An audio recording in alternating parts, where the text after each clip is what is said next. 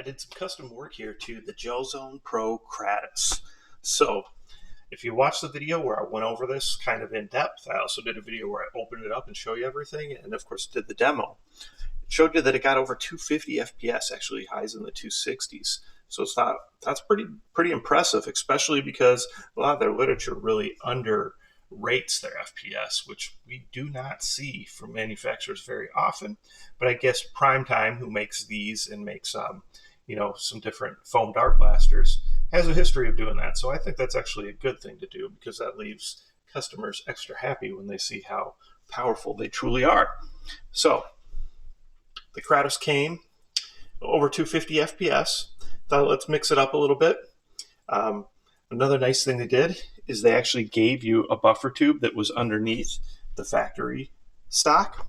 So it was kind of funny. I had already even started fabricating a buffer tube attachment that would slide onto that Nerf slot. And then I'm like, oh, the tube's already there. I just need to grab a stock quick. So did that. Otherwise, just painted it out. The colors are, just kind of colors that I thought go together nicely, and I had them around. There was no real reason for that. Just I wanted to incorporate the orange, and then that navy blue and white looks nice together. So that's what I went with there. Now, it already had a metal inner barrel, but the barrel actually terminated right about here, which isn't bad, except for a threaded tip. That doesn't really allow you too many options. So the factory metal barrel popped out of the T-piece very easily. Like, it wasn't even glued in there, which is fine if it's pressure, if it's being, set in there right. So took that off, switched it to a longer barrel. So it probably added 100 millimeters to the barrel. Now, there's a ported cylinder in there that doesn't match that length barrel. So I knew going to a slightly longer barrel without messing with that cylinder was actually going to probably drop the FPS. So then I upgraded the spring a little bit more to compensate for that, just because I didn't want to tear the gearbox apart. That's not fun for me. This is supposed to be a fun hobby. So I avoid doing that unless, it's necessary. And it wasn't necessary in this case because it was working. So we went to that longer barrel that terminates right out here in the threads. And that gives you the ability to put different threaded tips on it, tracers, that kind of thing.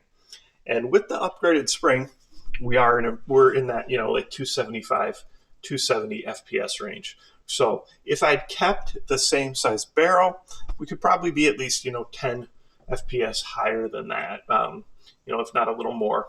But I wanted to be able to add that. I know a lot of you guys like having the threads on there, and it just really lets you customize your blaster a bit more.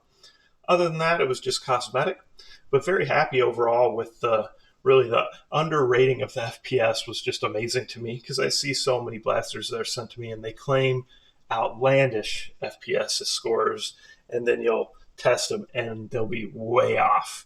So it was cool to see that. So anyway, check out Gelzone Pro, the Kratos, Gelzone Pro, and Hydro Strike, same brand. So anything you see from Hydro Strike or Gelzone Pro, they're all made by Primetime. They're all kind of similar.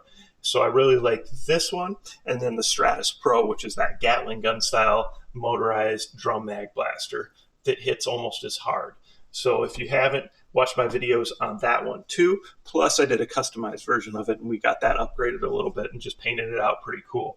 All right, comments, questions, post them below. Make sure you like, subscribe, share my channel with your friends, and check back for the demo video where we get to shoot this blaster and test it. Thanks.